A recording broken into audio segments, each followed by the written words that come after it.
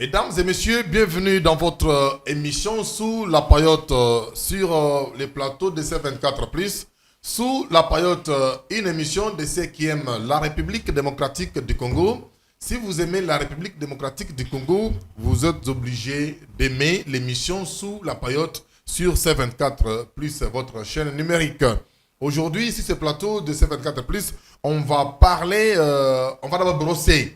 Avant toute chose, le discours d'investiture du chef de l'État prononcé le 20 janvier au stade de Martyrs de la Pentecôte.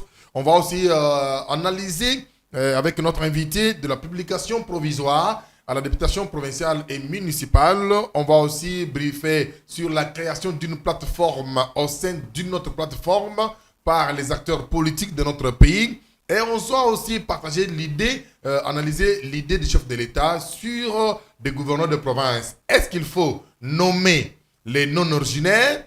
Est-ce qu'il faut nommer les originaires? Est-ce qu'il faut aller sur la procédure des élections avec les députés provinciaux en voyant tous ces cahiers comme les tissus socio-économiques de nos provinces et issus de démembrement? On va aussi analyser. Pour cela, sur ces plateaux, on a comme invité Dieudonné Dikita Makuba. Qui est Dieudonné Dikita Makuba? C'est un acteur politique et le président national de Bena Kananga. Bonjour Dieudonné.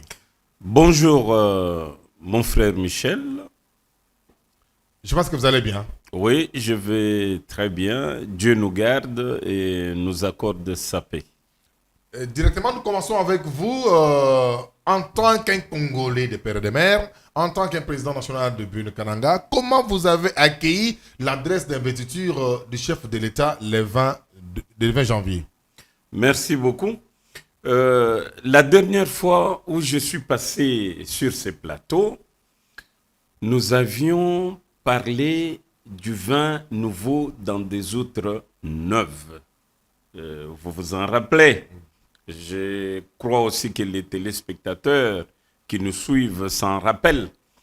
J'ai parlé du vin nouveau parce que j'avais déjà senti dans l'adresse du chef de l'État lors des élections qu'il allait faire bouger les lignes. Il allait changer beaucoup de choses.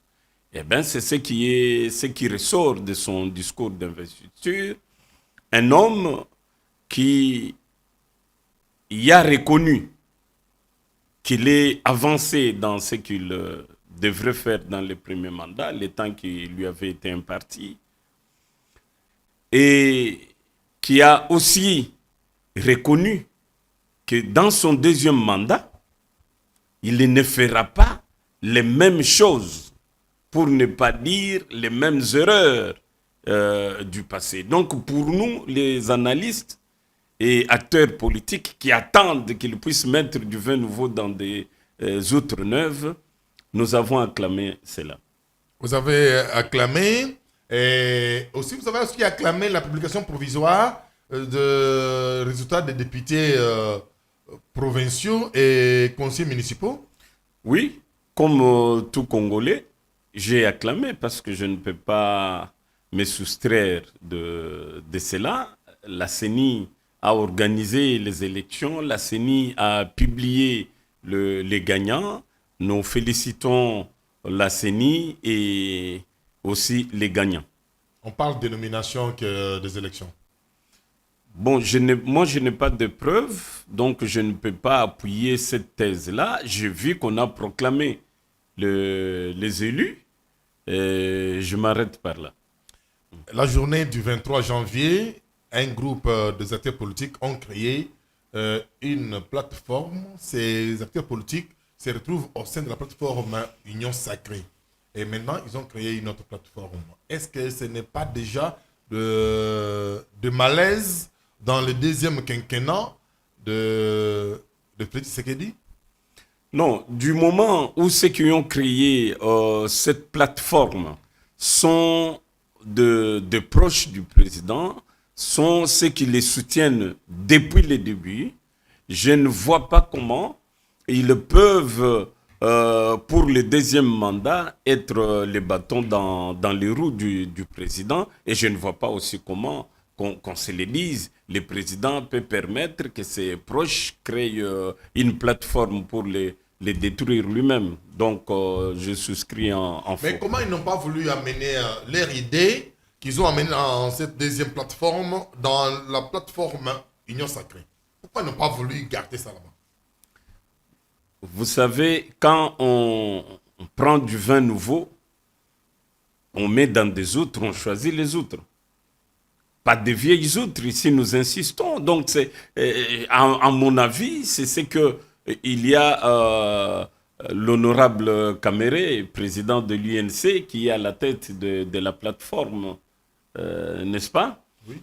Donc, je crois qu'un homme avisé, il a reçu notre appel à ce qu'il faut aider les présidents maintenant à mettre du vin nouveau dans des outres neuves.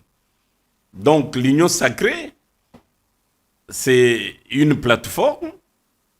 On ne sait pas, moi je ne sais pas comment l'Union Sacrée fonctionne et avec quelle sorte des acteurs. Mais si cette plateforme, cette nouvelle plateforme qui s'appelle Action pour... Oui, comme ça. oui, des choses comme ça, s'invite, je crois qu'il y a une politique bien organisée derrière. Dieudonné Dikita Makubakuba, vous êtes un Congolais, vous avez parcouru quand même la République démocratique du Congo. Vous avez vu l'état actuel des provinces issues du démembrement. Et comment appréciez-vous un peu cet actuel? Est-ce que vous partagez aussi l'idée du chef de l'État de pouvoir avoir à la tête de chaque province les non-originaires?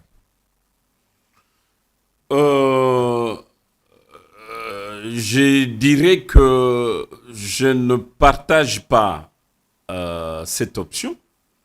Par contre, je partage l'option de nommer le gouverneur qui soit protégé par le chef de l'État, donc par son ordonnance, et non être jeté au mangeoire de députés provinciaux comme nous l'avons vécu depuis 2006, surtout dans notre province du Kasaï central. Donc avant c'était Kasaï occidental et puis Kasaï central. Nous avons assisté à des spectacles désolants où carrément l'Assemblée provinciale a détruit la province en ne pas respecter les institutions, la stabilité des institutions. Donc, j'avais lancé un appel à une certaine époque qu'il fallait que les centres kassaïens puissent défendre et protéger les institutions afin de permettre la bonne continuité des actions de l'État, des actions initiées par le gouverneur en place. Pourquoi vous ne soutenez pas aussi votre analyse d'avoir les vins nouveaux dans les outre-neuves, voyant maintenant qu'actuellement, maintenant là, il y a de nouveaux députés provinciaux qui peuvent faire mieux par rapport à ce que les autres ont fait la fois passée? Oui, mais la question était si j'étais contre, si j'étais pour ou contre la nomination des non-originaires. Mais là, vous avez soulevé les points tels que vous ne partagez pas les élections par les députés, plutôt la nomination. Oui, je suis, dirais-je, un respectueux des règles institutionnelles. Donc, si ces règles étaient respectées aussi par ceux-là qu'on avait choisis, n'est-ce pas, pour faire respecter les règles, en ce moment-là, je n'allais pas parler comme je parle aujourd'hui. Je n'allais pas être contre les assemblées provinciales. Vous savez, quand le pays a accédé à son indépendance en 1960, les premiers gouverneurs étaient élus lors des élections générales de 1959, c'est-à-dire qu'on a sorti les premiers députés provinciaux, les premiers députés nationaux d'origine congolaise, et ainsi les premiers gouvernements provinciaux ont eu lieu en 60 après le départ de Belges. À Kananga, à Lulabour, à l'époque, nous avons eu Mukenge Chabantu comme gouverneur provincial. On l'appelait président provincial. OK? Parce qu'il était à la tête d'un gouvernement et contrôlé par une assemblée provinciale. Vous verrez que ces gouvernements avaient à la tête un gouverneur originaire et une assemblée provinciale. Et c'est ce gouvernement qui a construit les peu de choses qui ont été construites à Lulabour après le départ des Belges. Je prends l'exemple, l'urbanisation de la commune de Katoka. Tous les macadams que vous voyez, tout et tout, n'a pas été laissé par les Belges. Ça a été construit en 1960-61 par un gouverneur originaire de Lulabour, Mukenge Chabantu. L'hôpital général de Katoka, le lycée Nkelekele, si je ne me trompe pas, ça a été construit par ces pouvoirs des originaires. Il y a eu Mukenge Chabantu, il y a eu Lubaya Guillaume, il y a eu Luakabouanga. Et en 1968, Mobutu intervient, après son coup d'État de 65, en 68, il arrête avec ces cycles donc constitutionnels qui consistaient à ce que le gouvernement provincial soit le gouverneur soit élu par l'Assemblée. Et il nomme pour la toute première fois les gouverneurs. Mais il nomme les gouverneurs non originaires dans sa politique de unifier et pacifier les pays, dans sa politique de combattre les tribalismes. En fait, entre guillemets, il combattait les tribalismes. Mais sur le plan économique, la dynamique qui avait été entamée, poursuivie par les gouverneurs originaux, s'est arrêtée brusquement. Pourquoi? Parce qu'un gouverneur non originaire, quand il arrive dans un coin qui n'est pas le sien, qu'est-ce qu'il fait? Il ne vient pas avec un programme économique, parce qu'il ne connaît rien de la province. Il vient avec un programme politique. Il vient asseoir la politique de celui qui l'a nommé. C'est ainsi que tous les gouverneurs que Mobutu avait nommés, personne n'a fait quelque chose dans la province non originaire sur laquelle il a été nommé.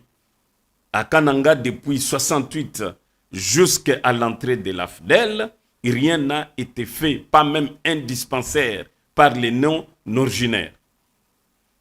Je ne sais pas s'il y a quelqu'un qui peut venir ici me contredire. Et voilà que l'entrée de l'AFDEL, on procède au retour des originaires, mais on les nomme, n'est-ce pas? Et quand on les nomme,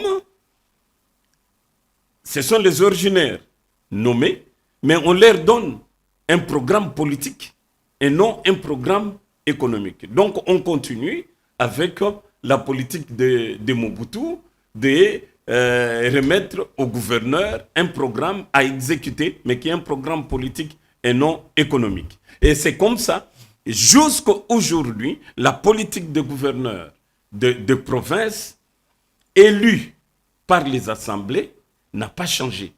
Il est toujours une politique, un programme politique, une politique politicienne, et non une politique économique.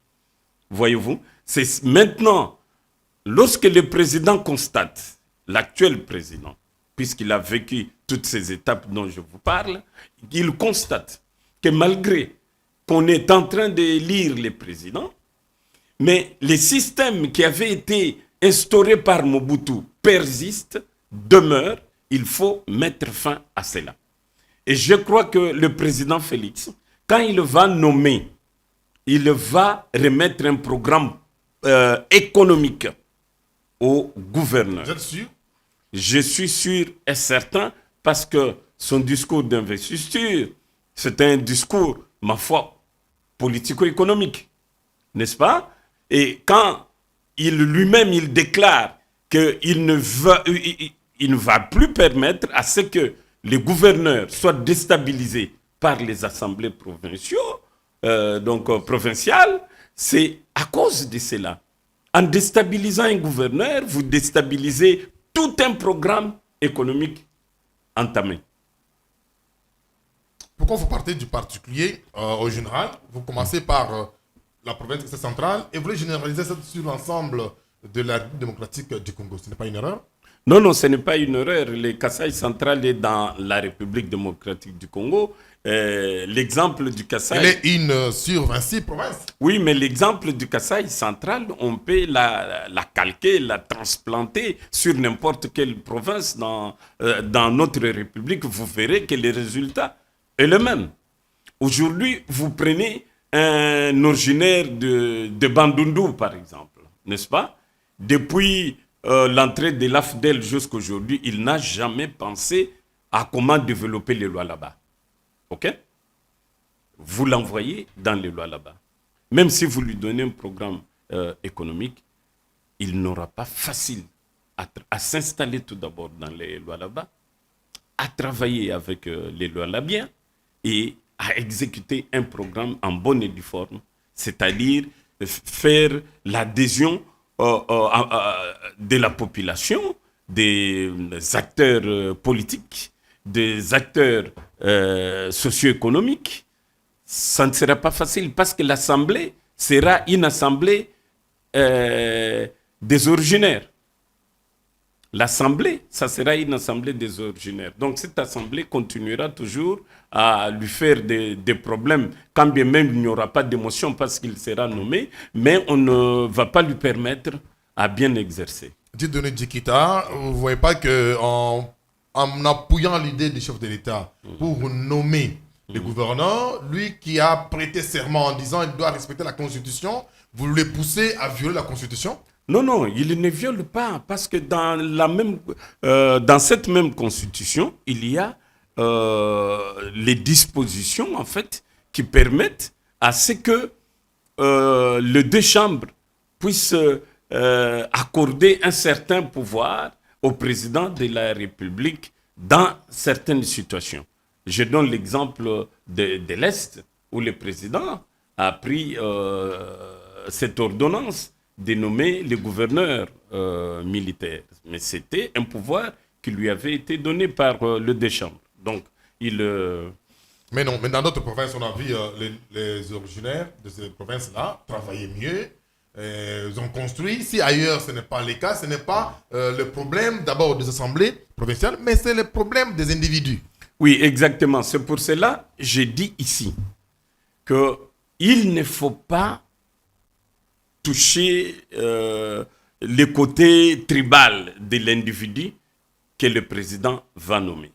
Le président va nommer quelqu'un en qui il a confiance. Un homme qui a une personnalité, un homme qui a une vision du développement, un homme qui y a une ouverture au monde global. Donc, il ne faut pas aller chercher quelqu'un qui vit dans une brousse parce qu'il chante jour et nuit, Fachi Béton, on les met gouverneur de province. Vous allez vivre des histoires que nous vivons dans d'autres provinces où les provinces sont carrément coupées du monde parce que le gouverneur qui est là est sans vision. Donc, le président va détecter les gens tout d'abord qui ont des visions. Ça, ce sont des critères, des nominations. Quelqu'un qui a une personnalité. Pas quelqu'un qu'on nomme aujourd'hui, demain il commence à défiler dans les rues de sa province avec les photos de Maman Marthe, les photos de Maman Denise, les photos des présidents. Moi, je suis le fils de Maman Marthe. Ça, ce n'est pas la personnalité d'un homme qu'on met à la tête d'une province pour la développer. Ça, c'est la personnalité d'un mendiant, tout simplement. Voyez-vous? Donc, le président connaît tout ça. Ne vous en faites pas. Il va mettre la main sur des gens capables, donc du vin nouveau dans des outres neuves. Donc, je crois que Félix Antoine Tshisekedi n'est pas né de la dernière pluie pour tout ce que nous avons vécu avec les élections de gouverneurs. Bien que c'était respecter la Constitution, mais c'est du spectacle désolant, tout le monde le sait. Comment est-ce que ces gouverneurs ont été élus? Ce n'était pas des élections, mais des nominations téléguidées et transformées en élections. Mais parce que vous parlez de nominations, alors on sait que ce cycle ici a commencé depuis 2006 dans notre pays. Si un candidat gouverneur n'a pas la bénédiction de la présidence, il ne va plus passer. Alors, ce cycle a commencé, il y avait que ces spectacles que vous venez de parler, ils manquent toujours de la présidence de la République. Alors, avec Félix Tshisekedi dans ce premier mandat, on a vécu aussi ça. Alors, si on va ne pas parler officiellement de ces nominations, mais ça se faisait déjà officieusement. Oui, les nominations officieuses, nous les avons dénoncées. Parce que ce n'était pas des nominations... comment dirais-je ça ne pas le développement. Non, par ordonnance du président. Vous savez, quand c'est une ordonnance, c'est constitutionnel. L'ordonnance est constitutionnelle. Vous êtes d'accord avec moi? Donc, n'était pas l'émanation du pouvoir constitutionnel du président de la République. C'était des bricolages de proches qui faisaient croire au président que nous avons trouvé un bon pion alors qu'ils avaient trouvé un bon voleur qui allait là-bas pour les faire des rétrocommissions. Voyez-vous, dans ce deuxième mandat de Félix Tshisekedi, il faut des hommes qui ne vont pas céder à ces chantages de rétrocommissions. Il faut des hommes qui sont capables. Et pour que ces hommes soient capables, il faut que le président lui-même soit leur interlocuteur.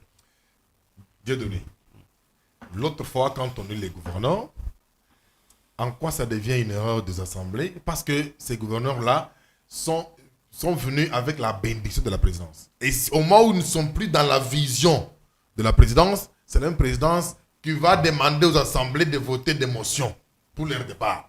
Alors, les députés provinciaux ne sont pour rien dans ce cadre-là. Pourquoi vous les condamnez? Pourquoi vous allez les ravir les attributions constitutionnelles? Bon, je vais essayer un peu d'expliquer les spectacles qui se passent dans nos assemblées avec les nominations. Avec les élections d'abord. Les nominations transformées en élections de gouverneurs. Vous avez des assemblées ici, des élections. Et lorsque une assemblée est constituée, il y a la majorité et la minorité. Et tous ces partis politiques ont ce que nous appelons aujourd'hui des autorités morales, n'est-ce pas? Et ces autorités morales, ces partis politiques ou ces députés leur rendent des comptes directement. Le président de la République n'a rien à voir là-dedans. Les premiers gouverneurs élus à Kananga, ce n'était pas Kabila qui l'avait envoyé à Kananga. C'était ses autorités morales, n'est-ce pas, qui l'avaient envoyé à Kananga. Donc, moi je parle beaucoup de Kananga parce que j'aime le Kasaï central et je vais travailler pour le Kasaï central. Donc, il faut creuser l'abcès dans le Kasaï central. Il faut vraiment faire comprendre aux gens combien les systèmes installés par Kabila et ces gens ont détruit nos provinces. Donc, les systèmes ici des autorités morales à qui les députés provinciaux rendent compte, c'est ces systèmes qui nomment des gouverneurs chez nous. Et ce système qui fait tomber des gouverneurs lorsque ce gouverneur n'est plus solvable. Êtes-vous seulement rassuré que le chef de l'État, avec son cabinet, même s'il va prendre l'aspect de nommer, ça passera toujours par son entourage, ça passera toujours par ses proches. Est-ce qu'avec la nomination, on va contourner l'entourage du chef de l'État et son cabinet. Le président a dit qu'il ne va plus faire les choses comme autrefois. Donc, Mais il n'est pas Dieu pour tout connaître.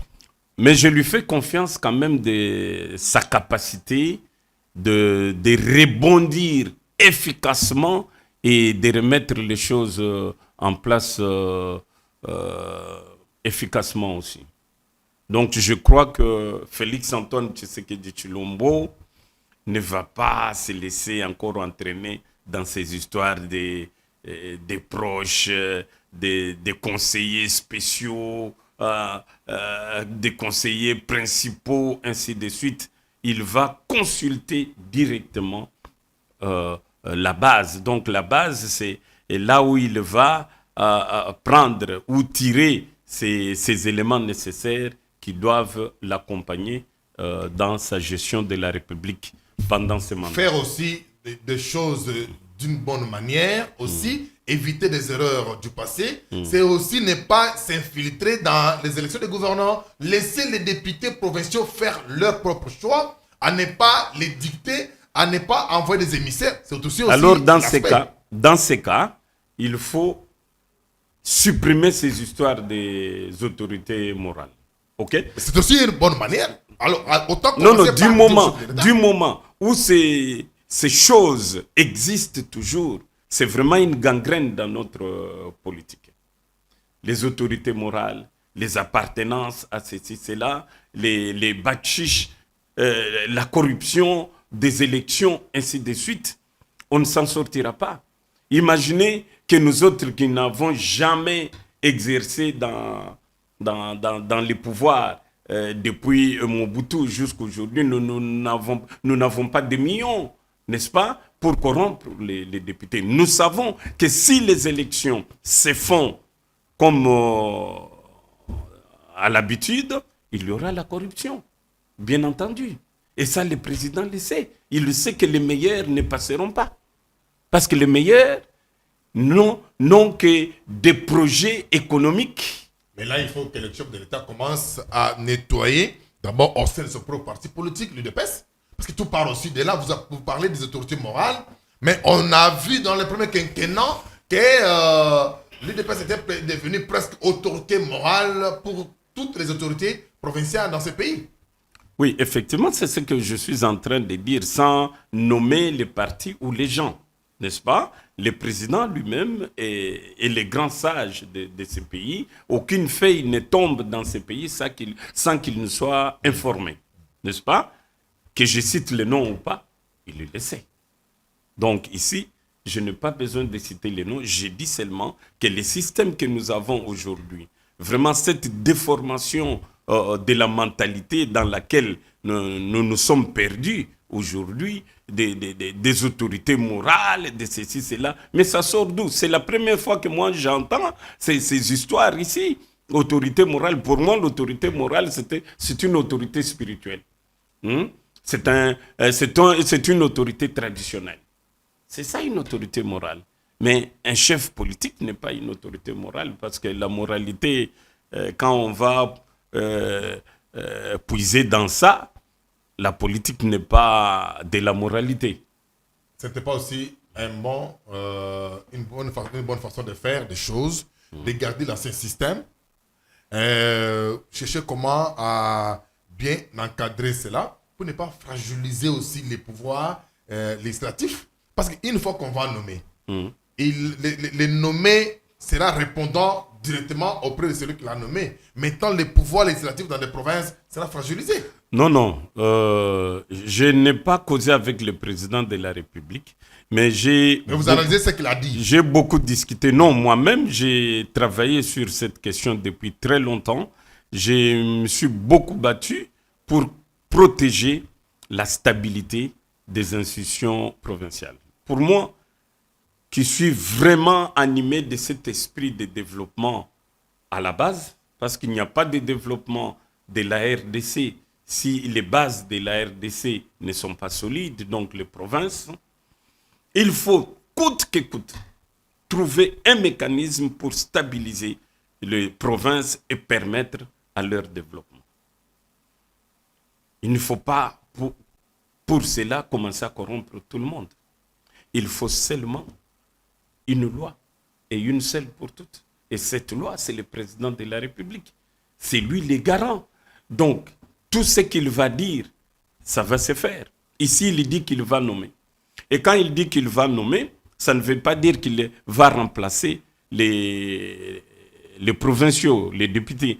Les députés vont exercer les contrôles de l'action du gouvernement exécutif. Mais on va leur ravir cette sorcellerie qui fait qu'ils puissent tout le temps, quand ils ont faim, ou bien quand l'autorité morale a faim, ils puissent recourir à eux pour déstabiliser le gouverneur. C'est ça ce qu'on va leur ravir, tout simplement. Ils vont continuer leur travail de contrôle, et ça sera bien comme ça. Mais quand ils vont, quand on va nommer les gouverneurs, on va aussi nommer les maires de la ville.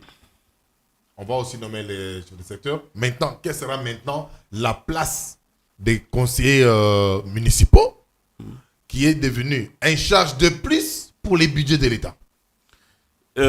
Vous savez, à l'impossible, nul n'est tenu. Dieu, quand il a envoyé Jésus-Christ, il n'a pas envoyé les apôtres.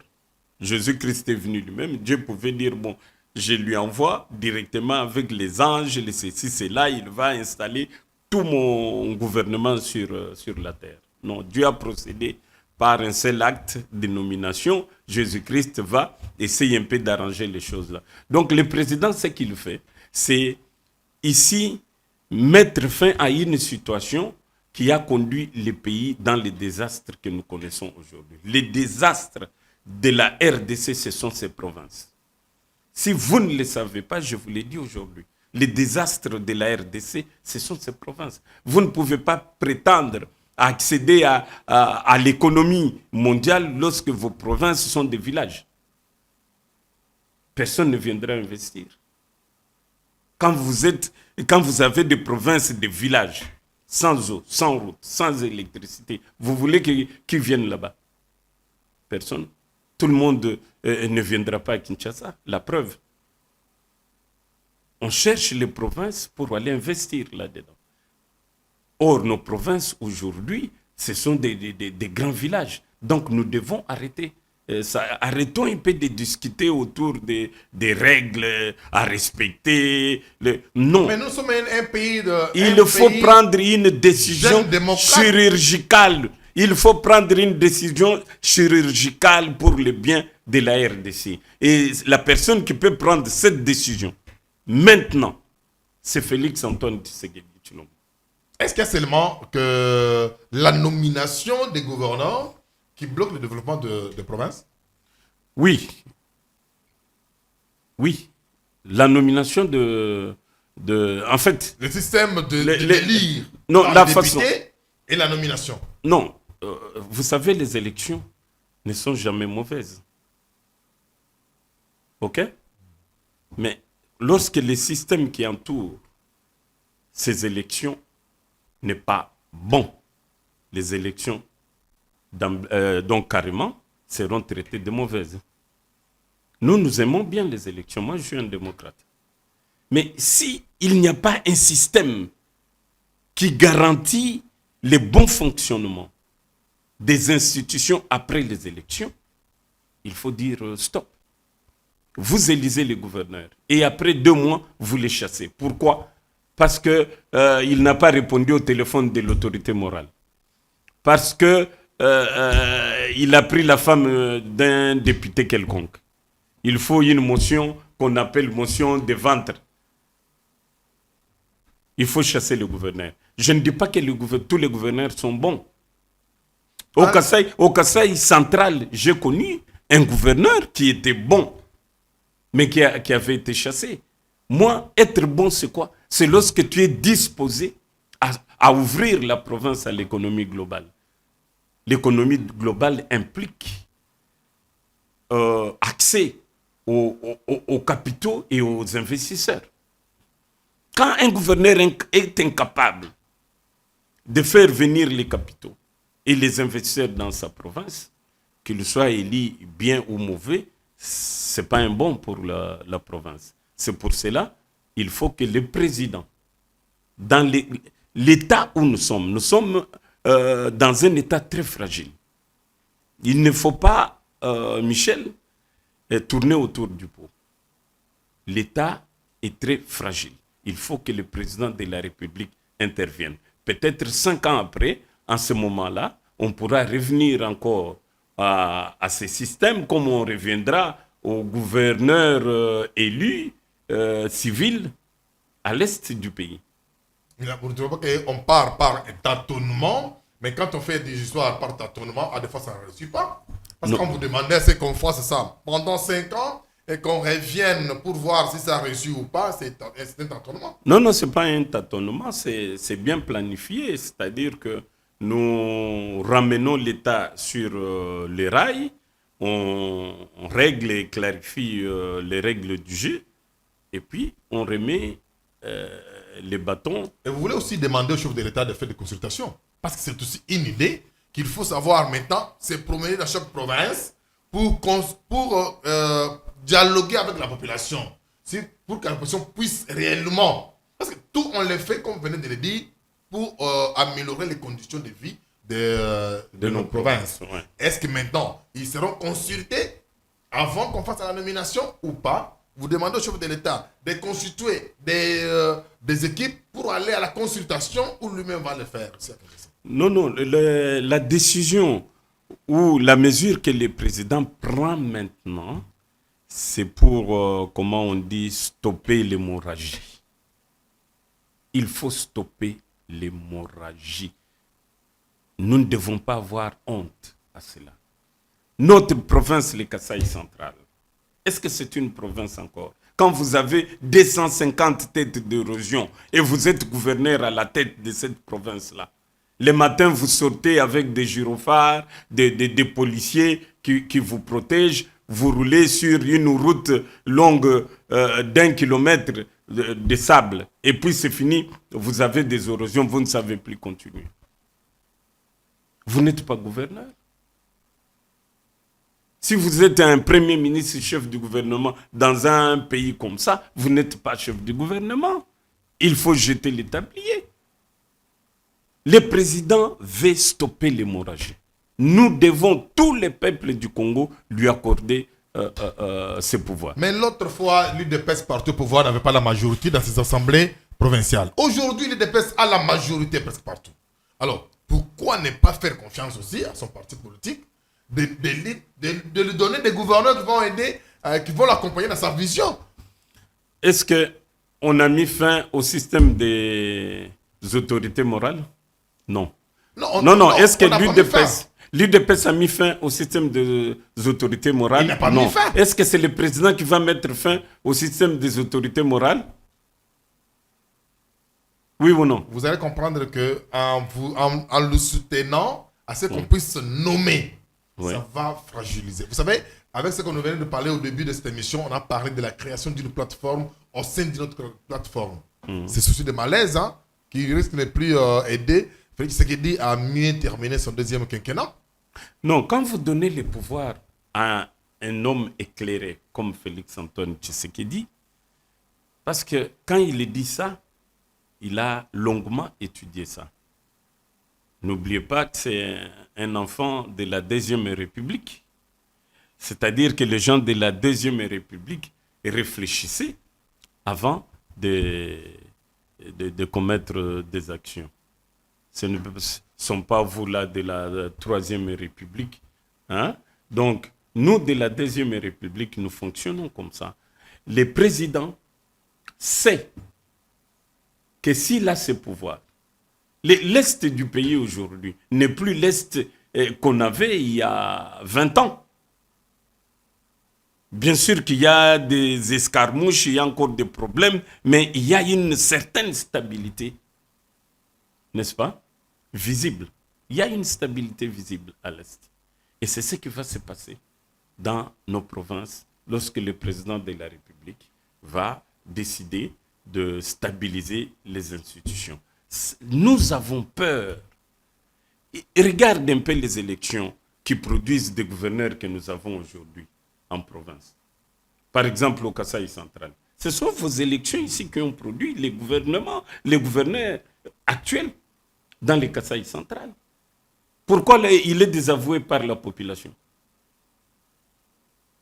Vous pensez que s'il était nommé par le président de la République et qu'il avait en main, dans sa mallette, n'est-ce pas, un programme économique suivi par le président de la République, il allait être désavoué? Non, il n'allait pas être désavoué. Mais le président, il connaît les gens qui peuvent l'aider en province, lui-même, personnellement. Il les connaît. Et il sait que cet homme, même si je lui donne mon programme, il a déjà une vision. Et mon programme sera exécuté. Dieudonné Dikita Makubokuba, nous sommes presque à la fin de notre émission sous la paillote sur C24+. Votre dernier mot.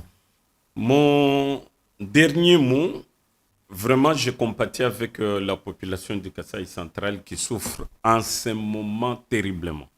J'ai appris que une bouteille d'eau coûte maintenant 8000 francs, entre 5 et 8000 francs à Kananga. Les rails sont tombés dans les ravins.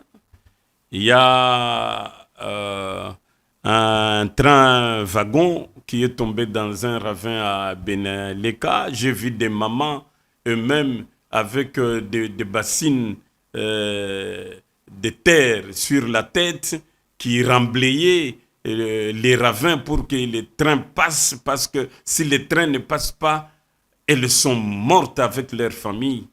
Et malheureusement, les efforts de leur main n'avaient pas été récompensés par le Dieu du ciel. Les trains, la locomotive est tombée dans les ravins et ça a été une désolation pour ces mamans. Nous compatissons à cela et vraiment je lance un appel pathétique au président de la République, même s'il n'a pas encore nommé, de faire un geste en faveur de cette population pour que ces chemins de fer soient rétablis. Sinon, c'est l'hécatombe en dehors des érosions qui détruisent la ville de Kananga. J'ai dit à notre population de ne pas baisser les bras, d'être encore très fort, parce que nous allons arriver et le président connaît les meilleurs d'entre nous qui vont les aider à relever la province. Mesdames et messieurs, nous sommes arrivés à la fin de cette émission sous la paillote sur C24+. Aujourd'hui, on recevait pour vous Dieudonné Dikita Makubokuba, qui est un acteur politique et président national de Bena Kananga. Avec lui, on a plus parlé sur la nomination ou pas des gouverneurs de province et on prend rendez-vous avec vous pour les prochains numéros. Au revoir.